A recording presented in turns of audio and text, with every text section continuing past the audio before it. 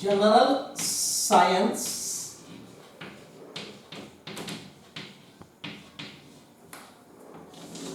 आणि आपला धडा क्रमांक 1 चालू आहे living world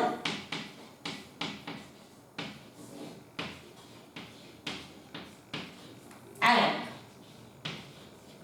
classification of microbes.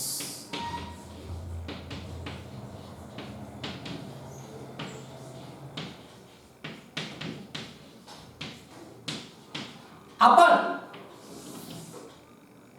Classification of microbes हा मुद्दा आपला चालू आहे. मायक्रोबचं क्लासिफिकेशन आपण केलं प्रोकॅरियोटिक मध्ये बॅक्टेरिया, युकॅरियोटिक मध्ये फंगाय, अल्गी आणि प्रोटिस्टा हे केलंय. आता मायक्रो ऑर्गॅनिझम्स शिकवण्याच्या अगोदर एक जे आहे साईज ऑफ मायक्रो ऑर्गॅनिझम्स त्याच्याबद्दल आपण थोडंसं ती कशी मोजल्या जाते, युनिट काय ते थोडं पाहूया आणि मग मायक्रो ऑर्गॅनिझम कडे जाऊ आपण. Size of micro organisms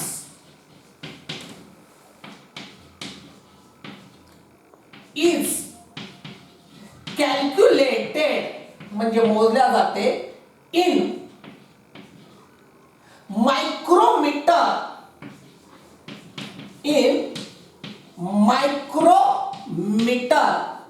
मायक्रोमीटरचा symbol आहे हे पहा असा मायक्रोमीटर आणि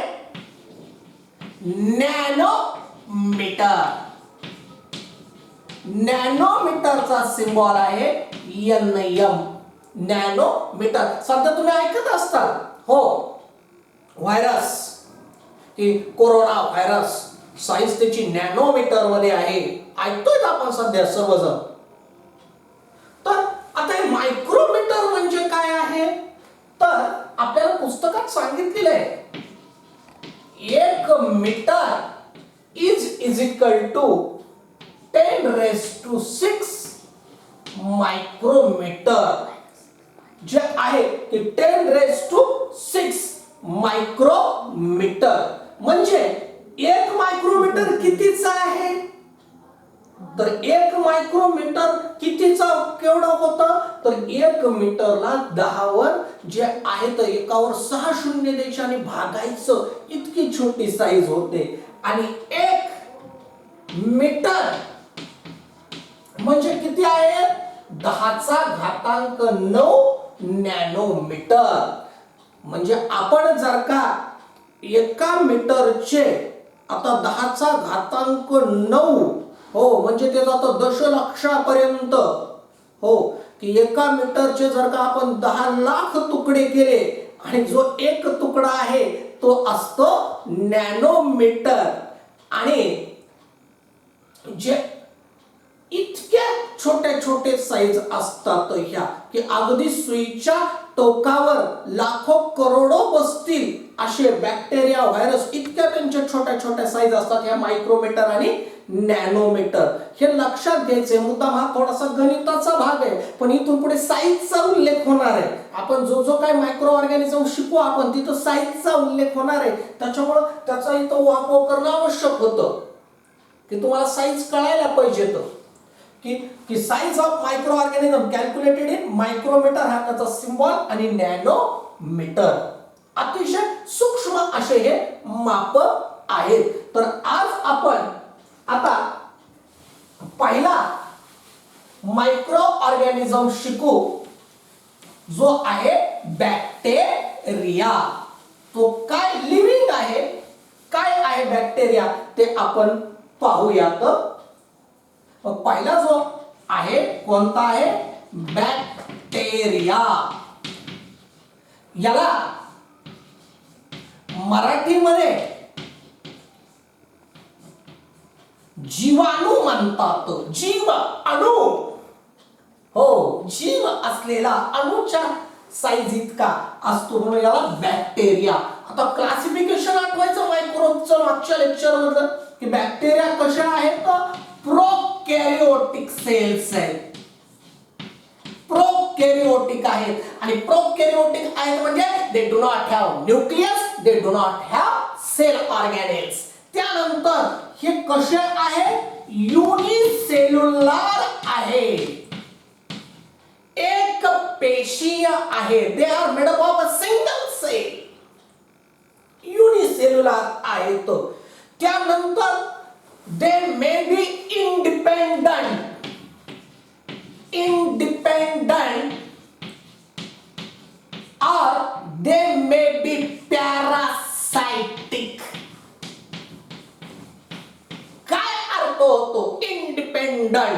इंडिपेंडंट म्हणजे स्वतंत्रपणे जगणारे, किंवा पॅरासाइटिक, पॅरासाइटिक, पॅरासाइटिकचा अर्थ काय होतो, जगण्यासाठी ज्यांना होस्टची आवश्यकता असते, जे दुसऱ्याच्या जीवावर जगतात त्यांना म्हणायचं पॅरासाइटिक. जे दुसऱ्याच्या शरीरात जगतात त्यांना म्हणायचं पॅरासाइटिक. म्हणजे ते कोणातरी शरीरात सापडतात, त्या शरीरामध्ये घुसून ते त्यांचा जीवन कालावधी पूर्ण करतात, त्यांना म्हणायचं पॅरासाइटिक. किंवा काही काही हे इंडिपेंडंट आहेत, स्वतंत्रपणे जगणारे आहेत. की समटाइम्स, बऱ्याच वेळा जे आहे, समटाइम्स हे जे बॅक्टेरिया असतात, हे बॅक्टेरिया लिव्ह इन कॉलोनीज. ते कॉलोनीज, हो, कोणती कॉलनी, बॅक्टेरिया कॉलनी म्हणायचं नाही. हा, कॉलोनीज म्हणजे ते असंख्य संख्येनं एकाच ठिकाणी राहतात, त्याला म्हणायचं काय आहेत की समटाइम्स हे जे बॅक्टेरिया असतात ते फाउंड इन कॉलोनीज. लाखो करोडो अब्जो बॅक्टेरियाच्या काय असतात, कॉलोनीज असतात, एकत्र ते राहतात. आणि जे आहेत ह्या बॅक्टेरियाचा सेल वॉल असते, पण आता सांगितलं, पण बाकीचे न्यूक्लियस किंवा सेल ऑर्गॅनेल्स नसतात. आता एका बॅक्टेरियाचे दोन बॅक्टेरिया कसे होतात, चार कसे होतात, त्यांचं रिप्रोडक्शन कसं होतं, प्रजनन कसं होतं, तर दे reproduce by simple binary fission. Simple binary fission. बघा, छान शब्द आहे. सिंपल, साधेपणाने, बायनरी, फिशन, फिशन म्हणजे तुकडे होणे, बायनरी म्हणजे एकाचे दोन. हो, एकाचे दोन, बायनरी, बाय दोन, बायनरी दोन. की समजा एखादा बॅक्टेरिया असा, एकाचे दोन कसे होतात, असे दोन तुकडे होतात, इकडे एक बॅक्टेरिया, एक असे दोन बॅक्टेरिया तयार होतात, पुढे त्यांची वाढ वगैरे होत राहते. याला म्हणायचं सिंपल बायनरी फिशन. सरळ सरळ एका बॅक्टेरियाचे दोन तुकडे होतात, असेक्शुअल रिप्रोडक्शन आहे, दोन तुकडे झाले की त्याचे दोन होतात. याला म्हणजे इतकं यांचं सिंपल असं काय आहे, रिप्रोडक्शन आहे. सिंपल बायनरी फिशन मध्ये काय होतात, रिप्रोड्यूस होतात. आणि अजून एक आहे, यांना जर का फेवरेबल कंडिशन भेटली ना बॅक्टेरियाला. आता फेवरेबल कंडिशन म्हणजे काय, अनुकूल स्थिती. अनुकूल स्थिती म्हणजे काय, कोणाच्या जीवाच्या अनुकूल स्थिती म्हणजे काय, खायला प्यायला भरपूर असली की झाली अनुकूल स्थिती. समजा या बॅक्टेरियाला फेवरेबल कंडिशन भेटली, याला फेवरेबल कंडिशन मध्ये टेम्परेचर असतं, सुटेबल टेम्परेचर, जास्त हाय पण टेम्परेचर नाही, जास्त लो पण टेम्परेचर नाही, एक सुटेबल टेम्परेचर भेटलं त्यांना.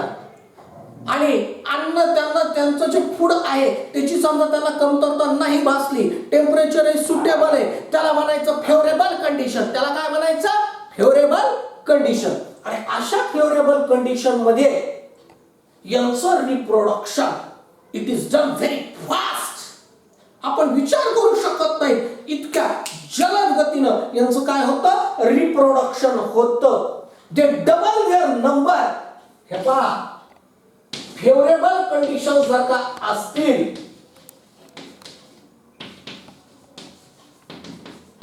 तर बॅक्टेरिया डबल म्हणजे दुप्पट होतात, देअर नंबर संख्येनं. In minutes.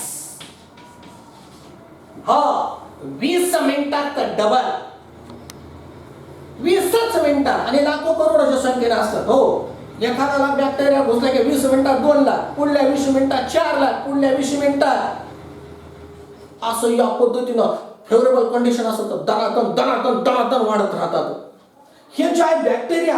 आता बॅक्टेरियाचे सुद्धा काय असतात, प्रकार असतात. आपल्याला आकृतीसह दाखवले आहेत प्रकार, ते पाहूयात आपण. की जे आहेत की बॅक्टेरियाचे जे आहेत कसे ओळख. बॅक्टेरियाचे सुद्धा वेगवेगळे आकार आहेत. ते आकार वेगवेगळे आकारावर त्यांना वेगवेगळे काय आहेत, नाव आहेत.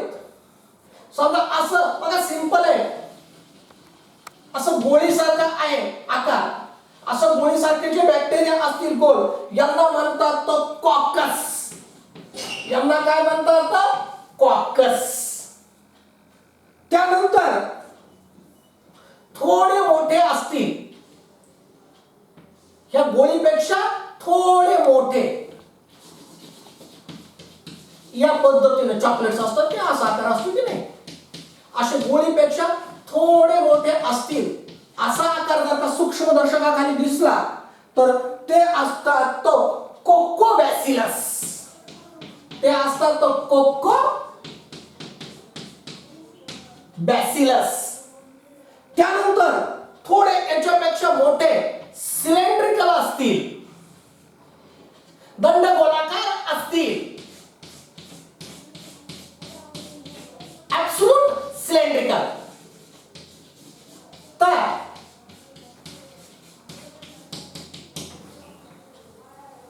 याला म्हणतात बॅसिलस.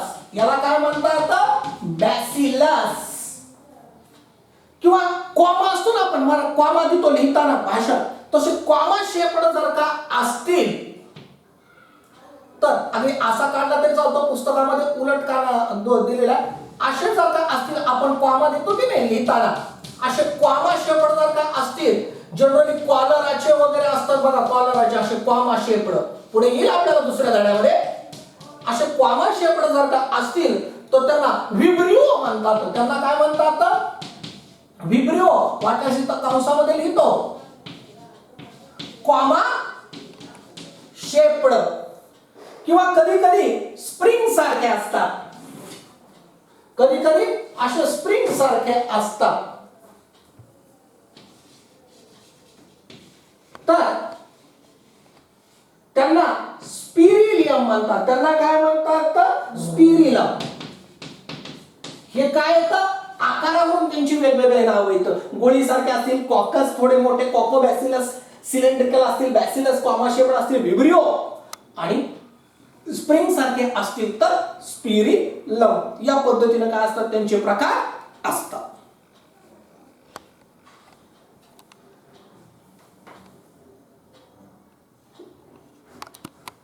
आता आपण डिस्कस करूयात सेकंड मायक्रो ऑर्गॅनिझम, प्रोटोझोआ. याचा मराठीमध्ये अर्थ होतो आदी जीव. आता फार छान होतो मराठीमध्ये अर्थ, आदी जीव, जे पृथ्वीवर आधी आले म्हणून त्यांना आदी जीव. त्यांची जी साईज आहे ती अप्रॉक्सिमेटली 200 मायक्रोमीटर असते. हे बॅक्टेरियापेक्षा मोठे असतात. बॅक्टेरियाची जी साईज असते साधारणपणे 1 ते 10 मायक्रोमीटर असतात बॅक्टेरिया, 1 ते 10 मायक्रोमीटर. आणि यांची जी साईज असते बॅक्टेरियापेक्षा खूप मोठे असतात, हे 200 मायक्रोमीटर. पण इतके मोठे नसतात की उघड्या डोळ्याने दिसतील. सगळे मायक्रो ऑर्गॅनिझम्सच आहेत. पण बॅक्टेरिया 1 मायक्रोमीटर ते 10 मायक्रोमीटर. हे जे प्रोटोझोआ आहेत हे 200 मायक्रोमीटर अप्रॉक्सिमेटली त्यांची साईज असते. आणि अगदी लहानपणापासून आपल्या ओळखीचा अमिबा, हो, सगळ्यात सायन्स मध्ये पहिल्यांदा ओळख होती त्या अमिबाची. हो, आणि मला त्याची डायग्राम खूप आवडते, कशी काढता येते. तर ते जे आहे तो प्रोटोझोआ आहे. आणि हे काय असतात, ते फाउंड, हे जे प्रोटोझोआ आहे ते फाउंड इन सॉइल, अगदी मातीमध्ये सुद्धा सापडतात. They found in fresh water म्हणजे गोड्या पाण्यात सापडतात. They also found in sea water, समुद्राच्या पाण्यामध्ये सुद्धा हे आदिजीव काय होतात, सापडतात.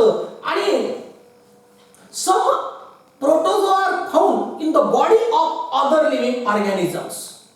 हो, काही जे प्रोटोझोआ आहेत they found in the body of other organisms, दुसऱ्या सजीवाच्या शरीरामध्ये वास्तव्य करून राहतात ते आदिजीव. ते पॅथोजेनिक असतात. पॅथो म्हणजे रोग उत्पन्न करणारे, पॅथोजेनिक रोग उत्पन्न करणारे असतात. हे काय आहेत, आपण हे युकॅरियोटिक आहे,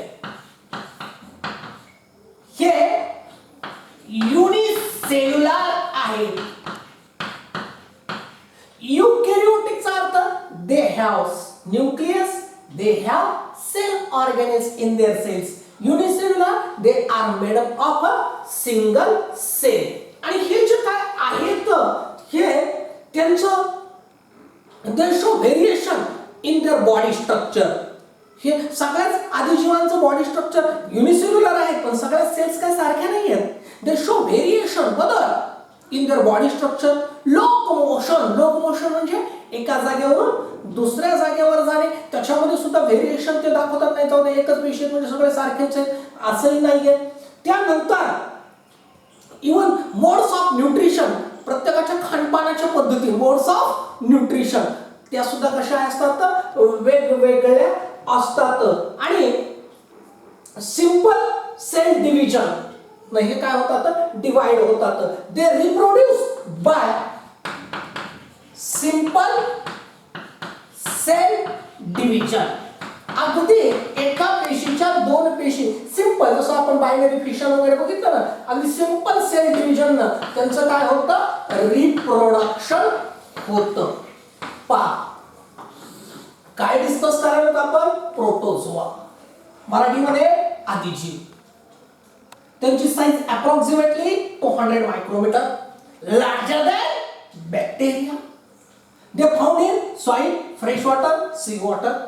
Some are found in the body of other organisms. दुसऱ्या सजीवाच्या शरीरात सापडतात. युकॅरियोटिक आहेत, युनिसेल्युलर आहेत. They reproduce by simple cell division. आणि जे आहेत यांचे एक्झाम्पल्स मी अगोदर जे उल्लेख केलेला, अमिबा, पॅरामोशियम, हे काय आहेत, प्रोटोझोआ आहेत. आणि यांच्यापासून काय होतात, रोग होतात. की अमिबा सारखा शरीरामध्ये गेला तो डायरिया होतो, डायरिया. हो, गढूळ पाणी, मी आताच काय म्हटलं, सॉइल मध्ये काय असतात, हे प्रोटोझोआ असतात. आता सध्या पावसाळा चालू आहे, बऱ्याच वेळा काय होतं, पाणी गढूळ का होतं, कारण त्याच्यामध्ये सॉइल मिक्स होते आणि त्याच्यासोबत काय मिक्स होतात, अमिबा पण मिक्स होतात. आणि असं जर का दूषित पाणी आपण प्यालो, हो, तर पोटामध्ये गुडगुड वगैरे होतं, डायरिया होतो ह्या अमिबामुळे. आणि त्या रोगाला म्हणतात एंटामिबा हिस्टोलिटिका. काय म्हणतात, एंटामिबा हिस्टोलिटिका, असा हा रोग होतो. त्यानंतर प्लाझ्मोडियम व्हायवॅक्स नावाचा एक आदिजीव आहे, प्लाझ्मोडियम व्हायवॅक्स. त्याचं एक्झाम्पल देतो मी. प्लाझ्मोडियम व्हायवॅक्स नावाचा एक आदिजीव आहे, प्रोटोझोआ आहे. डेंजर आहे, डेंजर. मलेरिया होतो याच्यामुळे. कोणता रोग होतो, मलेरिया. आणि हे काय होतो, त्या मलेरिया डासापासून होतो, माहिती ना तुम्हाला. त्या डासाच्या शरीरामध्ये हा प्लाझ्मोडियम व्हायवॅक्स राहतो बघा. आणि जेव्हा तो असा अनाफिलस नावाचा जो डास आहे आपल्याला माहिती आहे, आणि जेव्हा तो असा डास आपल्याला चावतो, आपल्याला वाटतं डास चावल्याने मलेरिया होतो. म्हणजे कसं, ऍक्च्युली असं कोणताही डास चावल्याने मलेरिया होत नसतो, कोणताही डास चावल्याने डेंग्यू होत नसतो.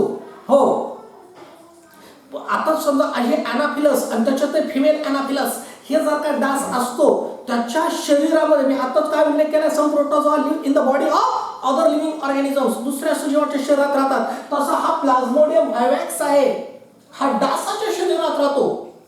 And if such mosquitoes bite us we will suffer from malaria. आपल्याला मलेरिया नावाचा आजार होतोय. खरं तर तो डासामुळे होत नाही. त्याचं मूळ कारण काय आहे? प्लाझ्मोडियम व्हायवॅक्स नावाचा प्रोटोझोआ जो त्या डासाच्या शरीरामध्ये राहतो.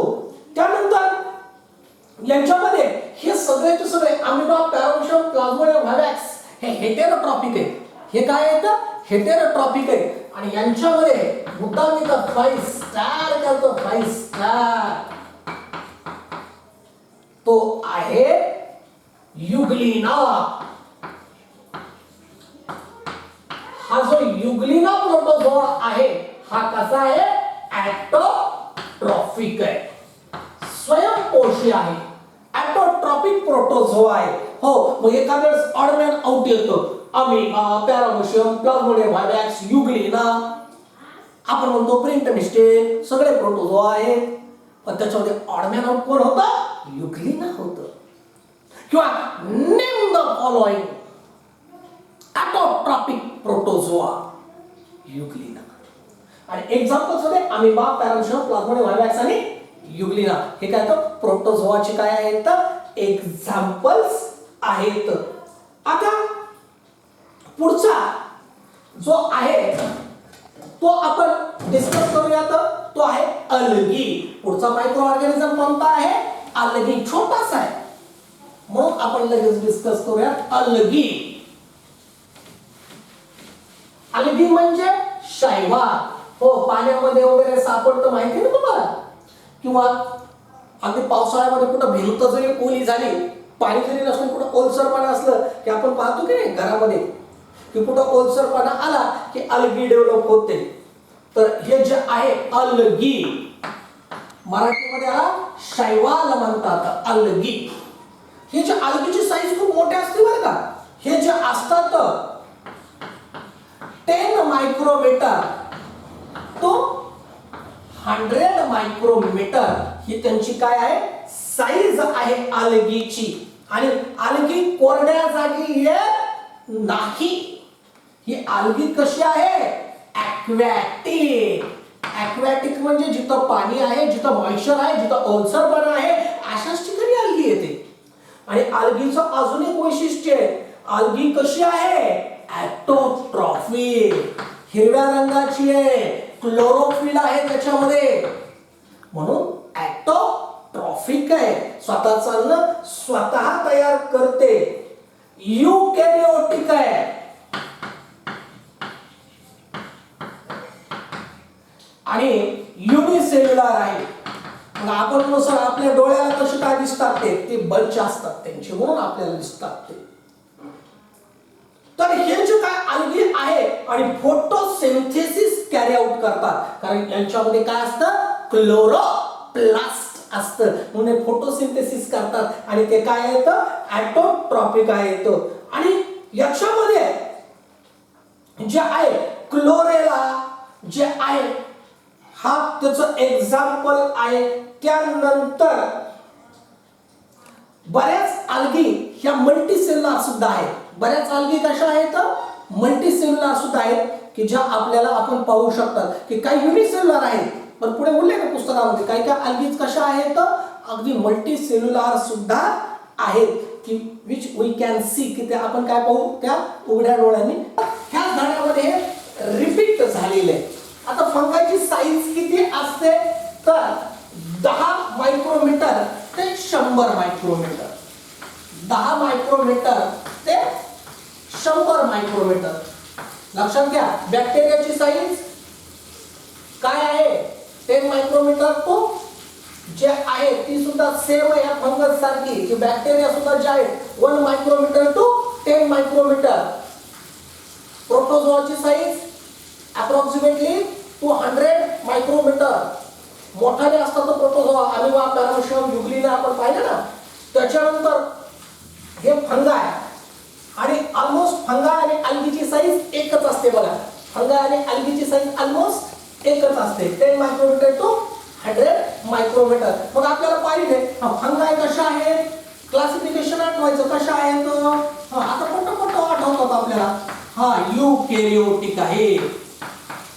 युकॅरियोटिक असल्यामुळे त्यांच्यामध्ये काय आहे, न्यूक्लियस आहे, सेल ऑर्गॅनेल्स आहेत. मोस्ट ऑफ फंगाय कशा असतात, मल्टी सेल्युलर. जास्त करून ज्या फंगाय आहेत त्या मल्टी सेल्युलर आहे. We can see them with the naked eyes. आपण त्याला उघड्या डोळ्याने सुद्धा पाहू शकतो. त्यानंतर हे जे काय आहेत कशावर जगतात, मी रिपीट करतोय, कशावर जगतात ते, डिकेइंग, सडकं कुचकं ऑर्गॅनिक मॅटर वर जगतात. Decaying organic matter. आणि ते कसे आहेत, त्यांना आपण काय म्हणतो, सॅप्रोट्रॉप्स म्हणतो. जे काय असं सडकं कुचके अन्नावर जगतं त्यांना आपण काय म्हणतो, सॅप्रोट्रॉप्स. हे मागचं आपण इथं काय करतोय, तर रिपीट करतोय. इथं फक्त महत्वाचा मुद्दा काय आहे, लक्ष द्या की ऍड करण्यासारखा मुद्दा आहे. इथं एकच 5 स्टार पॉइंट. दे रिप्रोड्यूस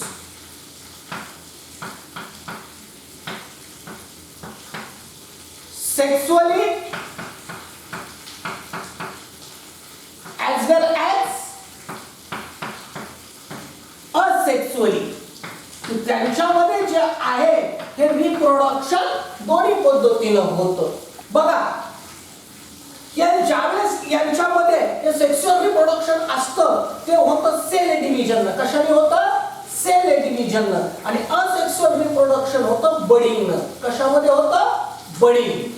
हे जे आहे फंगाय. आणि मग फंगायचे जे काय एक्झाम्पल आहेत तेच मागचे कोणते कोणते, मशरूम खाण्यासारखं फंगस.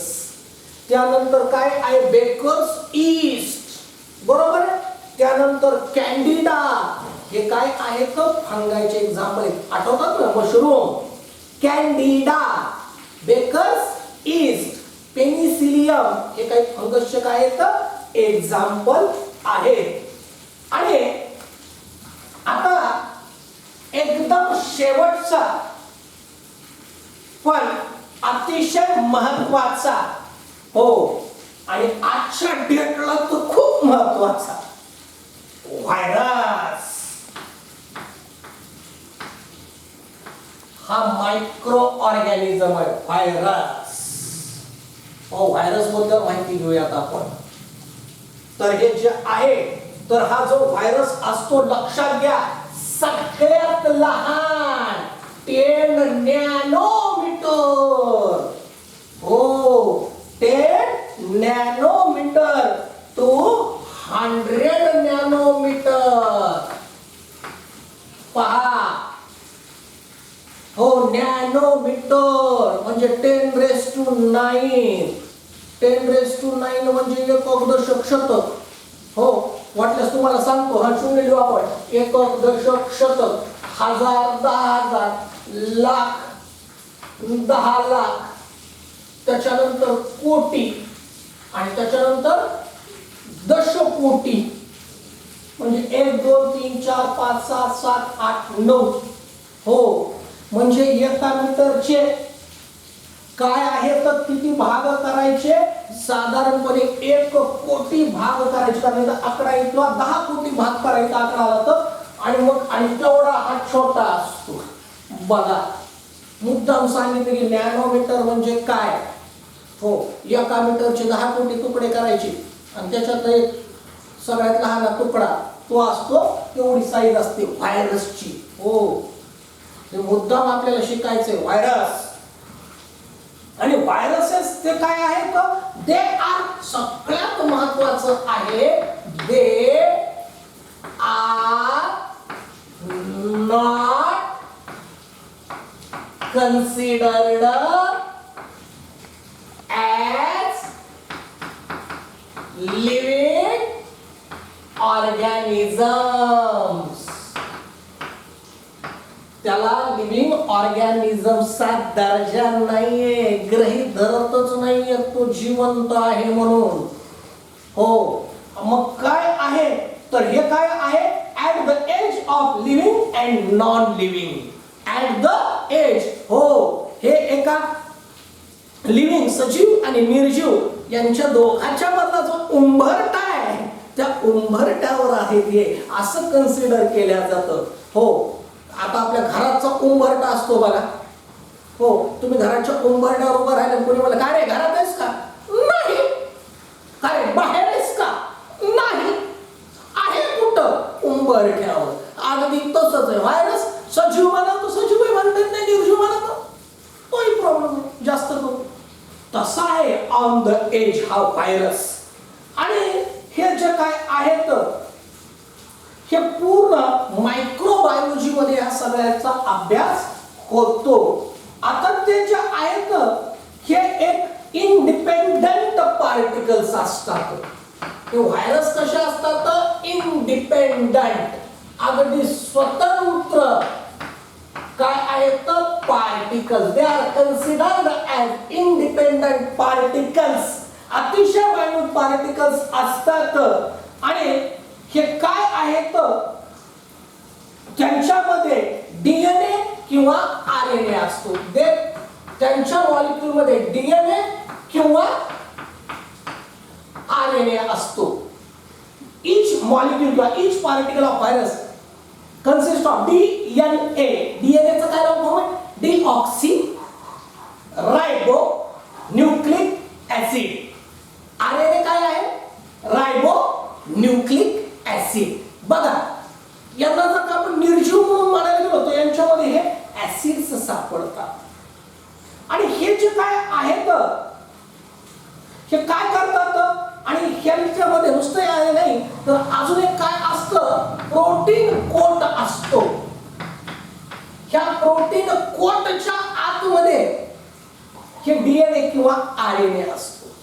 ह्या प्रोटीन कोटच्या आतमध्ये हा डीएनए किंवा आरएनए असतो. आता जे आपल्याला सांगतात ना सारखे हात धुवा, हो ते थोडं सांगतो की काय होतं की ज्यावेळेस आपण कोणत्याही साबणाने हात धुतो त्यावेळेस हा प्रोटीन कोट जो असतो त्या व्हायरसवरचा तो डिझॉल्व्ह होतो.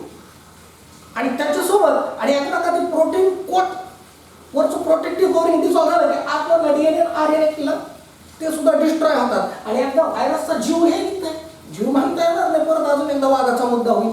आणि एकदा डीएनए आरएनए जर का नष्ट झाले की तो व्हायरस नष्ट होतो. आणि हे पहा, virus survive only in living plant और एनिमल सेल. हो, यांना दे कॅन सर्वाइव्ह. हो, कुठं? लिव्हिंग सेल मध्ये ते सर्वाइव्ह होतात, टिकून राहतात. ते जास्त करून परत हे मायक्रोबायोलॉजी भरपूर आहे, पण एक बेसिकली कोणताही जो व्हायरस असतो सजीवाच्या, मग ते वनस्पती असेल किंवा प्राणी असेल, अगदी वनस्पतीला सुद्धा व्हायरस आजार होतात बरं का. व्हायरसचे आजार वनस्पतीला सुद्धा होतात. 2 मिनिटांनंतर मी तुम्हाला एक्झाम्पल देणार आहे. त्या सेलमध्ये जास्त सर्वाइव्ह होतात, छान टिकून राहतात. हो, बाहेर यांचं लाईफ नसतं. हो, बाहेर यांचं लाईफ फार थोडं असतं. पण हेच जर काय शरीरामध्ये गेले वनस्पतीच्या किंवा प्राण्याच्या, तेव्हा मात्र यांचं लाईफ जे असतं ते छान सुखनैव होतं, मात्र आपल्याला त्रास करा. मग याचं काय आहे? होस्ट सेल म्हणायचं. त्या होस्ट सेलमध्ये जातात ते आणि तिथं काय होतात? टिकून राहतात. आणि तिथं ते स्वतःचे प्रोटीन्स काय करतात? प्रोड्यूस करतात. आणि हे डिसीजेस करतात. हे कामाचे नाहीतच, दे आर पॅथोजेनिक. पॅथो रोग आणि जेनिक तयार करणारे. हे फक्त वनस्पतीला, प्राण्याला आणि मानव प्राण्याला रोग आणि रोगच तयार करतात. हे युजफुल असूच शकत नाही. आता तुम्हाला काही व्हायरसचे एक्झाम्पल दिलेत ह्युमन्स मध्ये. हो, आता मी ऍड करतो बरं का. हो, पुस्तकामध्ये नाही, पुढे मी ह्युमन मध्ये होणाऱ्या व्हायरसची तुम्हाला इथे एक्झाम्पल दिले. कोणते ह्युमनला अटॅक करणारा? हा, लगेच मला येत नाही. कोविड-19 एकच व्हायरस नाही. पोलिओ व्हायरस, त्यानंतर इन्फ्लुएन्झा व्हायरस. इन्फ्लुएन्झा सर्दी जे करतो ना आपल्याला त्याला इन्फ्लुएन्झा म्हणायचं, त्या आजाराला इन्फ्लुएन्झा व्हायरस. किंवा HIV ह्युमन इम्युनोडिफिशियन्सी व्हायरस, ज्याला एड्स नावाचा आजार होतो. आणि आता ऍड करतो, हो, कोविड ऍड करतो. मलाही मोह आवरण त्याला ह्युमन व्हायरस मध्ये काय, आणि मुद्दाम कोविड-19 करतो बरं का. हो, कोरोना, हा तेच आहे. CO कोरोना, V काय आहे? VI virus. D डिस्कवर 2019 मध्ये डिस्कवर झालेला व्हायरस, असं त्याचं लॉंग फॉर्म आहे कोविड-19. हो, हे बाकीच्या कोरोनापेक्षा जरा जास्त शिकलेला आहे म्हणून त्रास द्यायला लागलाय. कोविड-19 काय हरकत नाही, आपल्याकडून ह्युमन व्हायरस मध्ये त्याला ऍड करू ना, पुस्तकात नसलं तरी. त्यानंतर कॅटल, जनावरांना सुद्धा अफेक्ट करणारा व्हायरस असतो कॅटल. तर तो कोणता? कॅटल मध्ये जिथे एक्झाम्पल दिलेले आपल्याला तो आहे पायकोरोना व्हायरस. पायकोरोना व्हायरस हा जास्त करून जे जनावर आहेत त्यांना अफेक्ट करणारा आहे. त्याच्यानंतर प्लांट्स मध्ये सुद्धा, समजा टोमॅटो आहे, टोमॅटो प्लांट, तर या टोमॅटो प्लांटला सुद्धा विल्ट व्हायरस होतो. कोणता व्हायरस होतो? Wilt virus. तो टोमॅटो खराब करतो. त्यानंतर त्या टोबॅकोला सुद्धा, तंबाखूला सुद्धा कोणता होतो? Mosaic virus.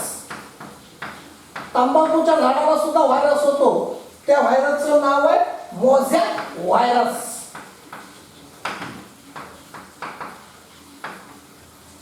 त्याच्यानंतर हे व्हायरस इतके डेंजर असतात, हे व्हायरसेस हे काय करतात? कधी कधी बॅक्टेरियावर हल्ला करतात. बघा बरं का, बॅक्टेरिया खूप मोठा आहे, व्हायरसच्या तुलनेमध्ये बॅक्टेरिया खूप मोठा आहे. कधी कधी हे व्हायरस बॅक्टेरियावरच हल्ला करतात. कोणावर हल्ला करतात? बॅक्टेरियावर. हो, त्यांना सुद्धा सोडित नाही. हो, एक सूक्ष्मजीव पण त्या दुसऱ्या सूक्ष्मजीवाला सुद्धा सोडित नाही. त्याला बॅक्टेरियोफेज म्हणायचं. त्याला काय म्हणायचं? बॅक्टेरियोफेज. एवढा एकच उल्लेख आहे, पण नंतर एक्सरसाइज मध्ये तिची डायग्राम काढायला सांगितली. बॅक्टेरियोफेज काय म्हणायचं? बॅक्टेरियोफेज. हे पहा, इथं आपला पहिला चॅप्टर संपला. बाकीच्या जे काही सूचना आहेत I will give you on WhatsApp.